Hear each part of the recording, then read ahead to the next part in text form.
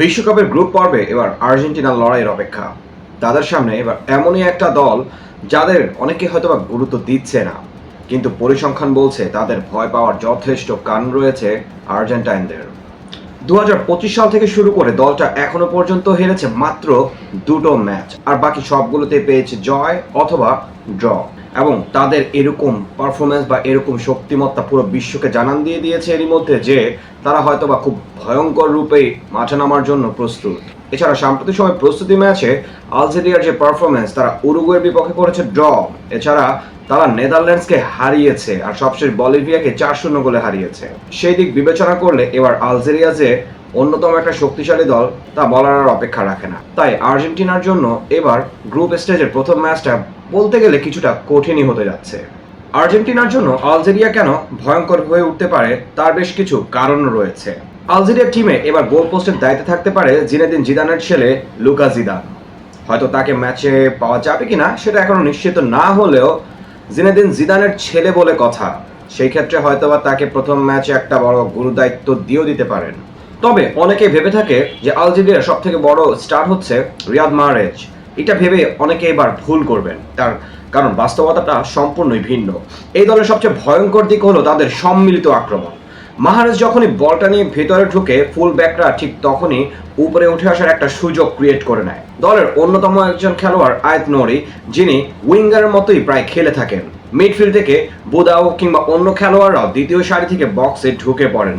মুহূর্তের মধ্যে তাদের 3 জনের আক্রমণ 5 থেকে 6 জনের আক্রমণে পরিণত হয়। আর এই ক্ষেত্রে আর্জেন্টিনার যে ডিফেন্স লাইন, তাদের যদি 1 সেকেন্ডেরও কোনো হেরফের হয় সেক্ষেত্রে কিন্তু একটা বড় অঘটন ঘটতে পারে আলবিসেলেস্তাদের জন্য। এছাড়া আর্জেন্টিনার জন্য এবারে বিশ্বকাপের শুরুটা কিছুটা তাদেরকে ভাবাবে, কারণ 1978 সালে বিশ্বকাপ জয়ের পর 1982 সালের বিশ্বকাপের প্রথম ম্যাচে তারা বেলজিয়ামের কাছে হেরেছিল।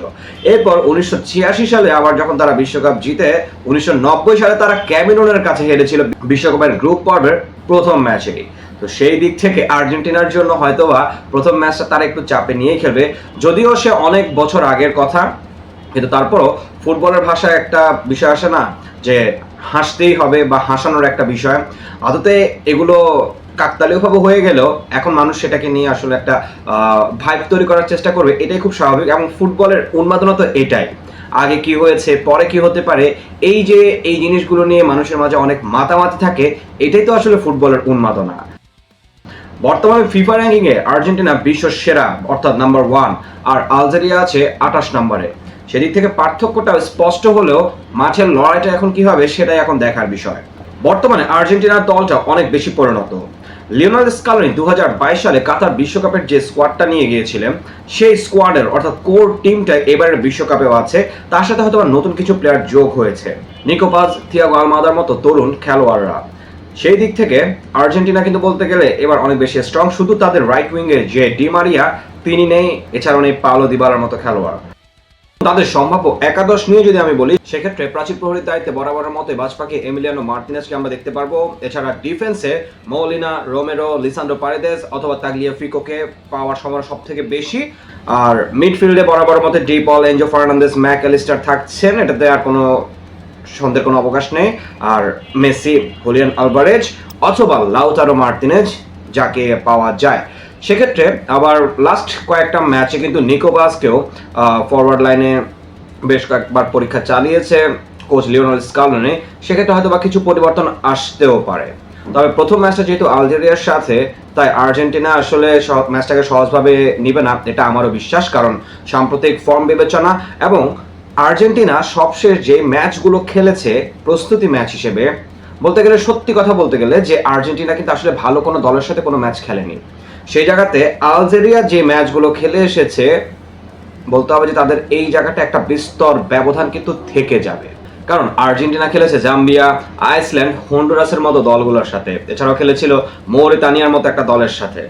সো আর্জেন্টিনার প্রস্তুতি নিয়ে আসলে বলার মতো কিছু নেই। কিন্তু বিশ্বকাপের গ্রুপ পর্বে খেলার আগে তারা যে দলগুলোর সাথে আসলে নিজেদেরকে যাচাই বাছাই করে এসেছে, দলগুলোকে নিয়ে আসলে এখানে একটা বড় প্রশ্ন থেকেই যাবে। তবে সর্বোপরি আর্জেন্টিনা যেহেতু বিশ্ব চ্যাম্পিয়ন, সো তাদের দিকেই সবার নজরটাই থাকবে, এটাই স্বাভাবিক। কিন্তু এবার আলজেরিয়া তারা এমনই একটা দল, তারা কিন্তু অলরেডি একটা হুঙ্কার দিয়ে রেখেছে। তো সেই জায়গা থেকে আলবি সেলেস্তাদের জন্য এই ম্যাচটা বেশ কঠিন হতে পারে। আলজেরিয়া যদি ম্যাচের প্রথম 30 থেকে 40 মিনিট পর্যন্ত যদি কোনো গোল না খায়, তাহলে এতে করে তাদের আত্মবিশ্বাসটা অনেক অনেক অনেক বেশি বেড়ে যাবে। সেক্ষেত্রে এটা আর্জেন্টিনার জন্য একটা ভয়ঙ্কর কিছু হতে পারে। সেই 1986 বিশ্বকাপ জয়ের পর 1990 সালের যে ঘটনা, সেই ঘটনার হয়তোবা পুনরাবৃত্তি হতেও পারে। কিন্তু আলজেরিয়া যদি ম্যাচের শুরুতে যদি গোল খেয়ে যায়, সেক্ষেত্রে আর্জেন্টিনার জন্য হয়তোবা ম্যাচটাতে আর কোনো বেশি সমস্যা হবে না। এছাড়াও কাগজে কলমে অবশ্যই আর্জেন্টিনা যেহেতু ফেভারিট, কিন্তু স্কালোনির জন্য বেশ কিছু দুশ্চিন্তার কারণও আছে, কারণ বেশ কয়েকজন গুরুত্বপূর্ণ খেলোয়াড়, যার মধ্যে রোমেরো, মলিনা ছাড়াও আরো অনেকেই ইনজুরির কিছুটা সমস্যায় ভুগছেন। তো তাদেরকে আসলে ফুল টাইম মাঠে পাওয়া যাবে কিনা, এটাও একটা বড় বিষয়। তবে যেহেতু প্রথম ম্যাচ একটা বিগ ম্যাচে বলা যেতে পারে, কারণ এই ম্যাচটা কিন্তু আমার মতে নজর কাটতে পারবে পুরো গোটা বিশ্বের। সো সেই জায়গা থেকে এই ম্যাচটা দিয়ে এই দুজনকে দিয়ে শুরুটা অবশ্যই করাবে, কিন্তু শেষটা কি তারা শেষ পর্যন্ত তারা থাকবে কিনা, সেই জায়গাতে একটা প্রশ্ন থেকে যাচ্ছে। সো বিশ্বকাপের প্রথম ম্যাচে আসলে কোচরা কোনো ঝুঁকি নিতে চান না, তাই এইবার স্কালোনিকে একাদশ নিয়ে খুব ভালোভাবে চিন্তা ভাবনা করে মাঠে নামতে হবে। আর আলজেরিয়ার সম্ভাব্য একাদশে যদি থাকে, সেখানে আমি আমার জায়গা থেকে প্রাচীর প্রহরীর দায়িত্বে রাখছি লুকা জিদানকে, ডিফেন্সে রাখছি বেলগালি, মান্দি, চেরগুই, আইতনৌরি, মিডফিল্ডে থাকতে পারেন বেনতালেব, বুদাউই, আর মাঝমাঠে বরাবর মতোই মাহারেজ, ইব্রাহিম মাজা।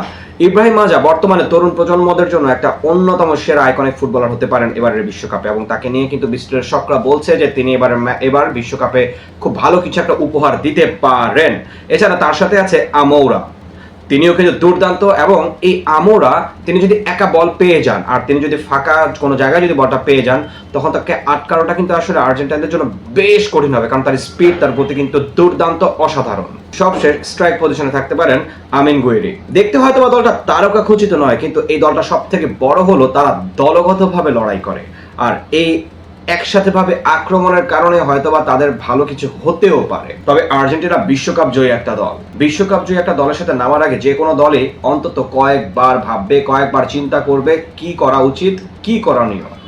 সেই জায়গা থেকে ম্যাচটা যে আসলে হাড্ডাহাড্ডি হবে সেটা বলার আর কোনো অপেক্ষা রাখে না। মেসির সম্ভাব্য শেষ বিশ্বকাপ আর আফ্রিকার এই নতুন চ্যালেঞ্জ, এই দুয়ের মধ্যে বিশ্ব চ্যাম্পিয়নরা কি সহজে জয় দিয়ে অভিযান শুরু করবে, নাকি আলজেরিয়া লিখবে নতুন ইতিহাস, সেটা অবশ্যই আমাকে কমেন্টে জানান।